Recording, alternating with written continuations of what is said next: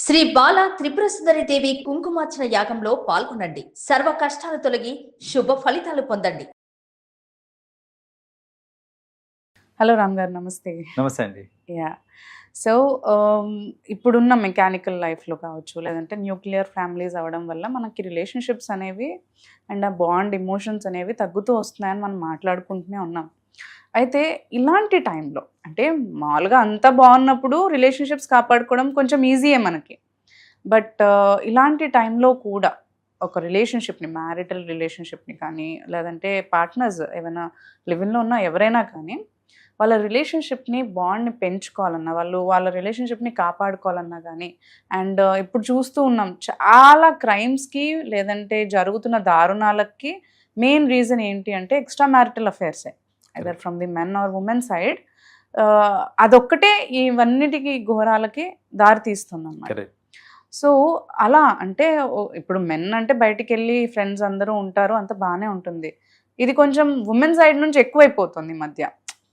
Cruel అయిపోవడం, వాళ్ళు extra marital affair పెట్టుకొని ఇక్కడ వాళ్ళని చంపేయడం, లేదంటే పేరెంట్స్ని చంపేయడము, ఇలాంటి ఇన్సిడెంట్స్ చూస్తున్నాం.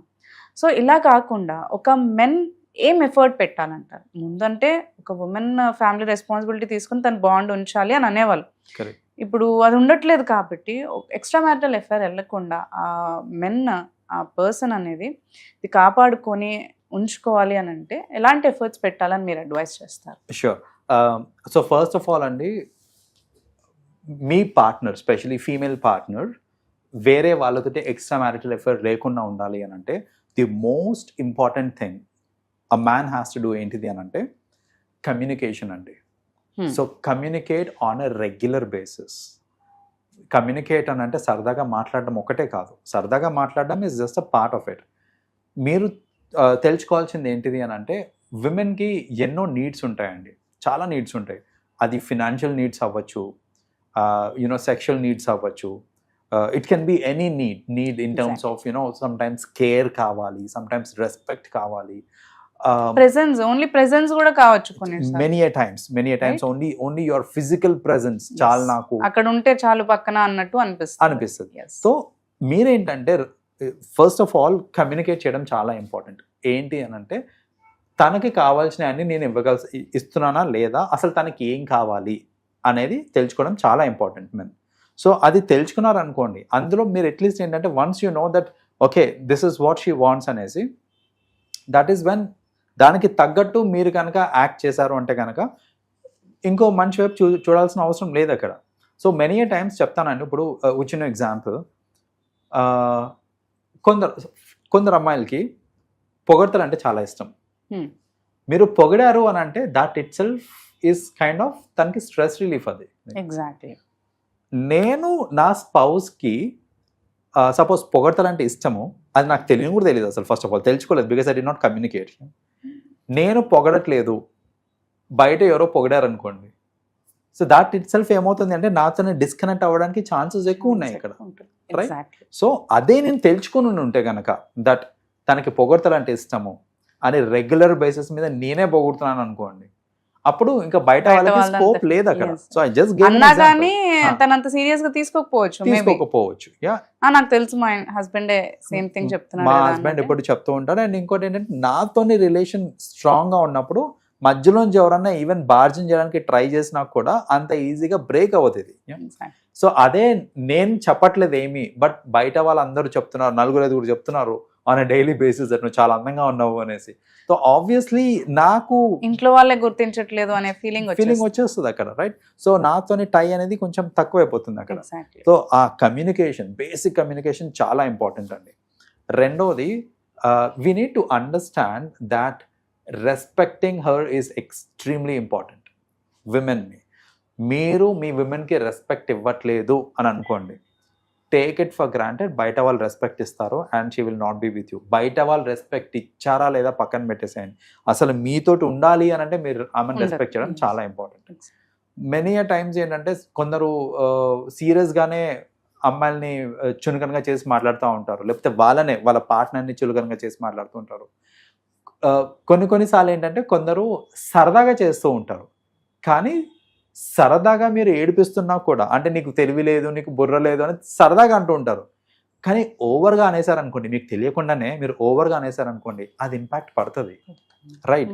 సో నీకు తెలివి లేదు, నీకు బుర్ర లేదు, లేకపోతే నువ్వు దేనికి పనికిరావు అని ఒక పక్కన హస్బెండ్ అంటూ ఉన్నారు, మరో పక్కన బయట ఎవరో నీ నీ నీ అందానికి నీ తెలివి తోడయింది ఇలాంటి మాటలు మాట్లాడారు అనుకోండి ఎవరైనా, రైట్? సో అప్పుడు ఏమవుతుంది అంటే obviously she'll slip from the hands, right?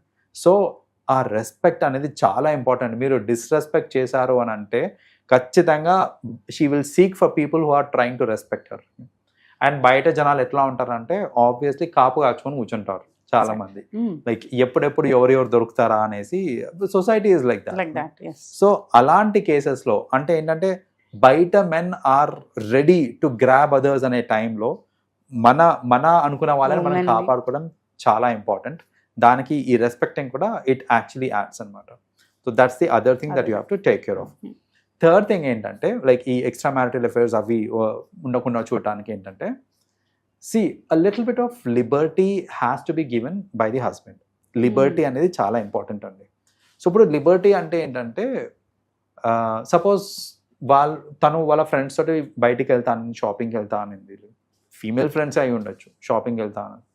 Some times ఏంటంటే combination of male and female friends తోటి లంచ్కి వెళ్ళటము, లంచ్ పార్టీస్కి వాటికి వెళ్ళటం, ఇలాంటి వాటికి చాలామంది హస్బెండ్స్ ఏంటంటే రెస్ట్రిక్షన్ పెడుతూ ఉంటారు, రైట్? సో ఇప్పుడు బయటికి వెళ్తున్నాను షాపింగ్కి అంటే టీమ్ లంచ్కి వెళ్తున్నాము ఆఫీస్ తరఫున అనేసి అన్నారు అనుకోండి.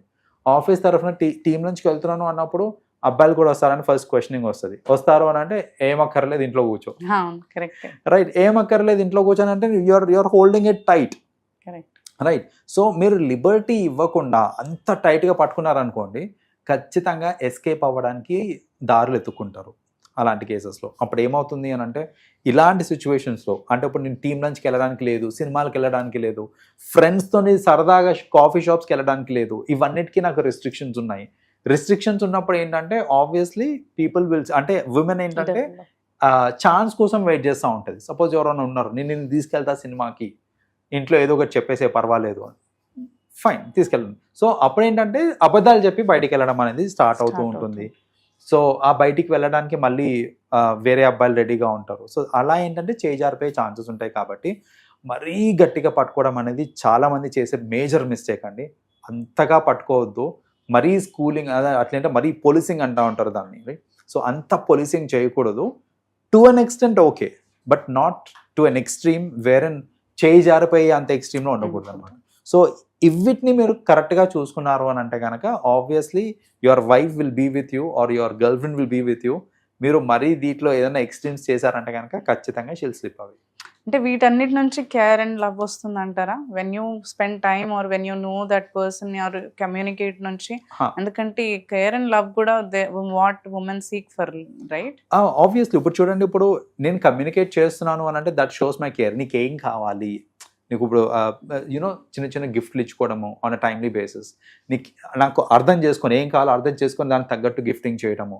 సో ఇన్ అ వే చెప్పాలంటే కమ్యూనికేట్ చేసుకుంటున్నాను, ఆమెను అర్థం చేసుకుంటున్నాను, నేను ఆమెను రెస్పెక్ట్ చేస్తున్నాను నేను, అండ్ ఆమెకి ఇవ్వాల్సిన లిబర్టీ ఇస్తున్నాను నేను.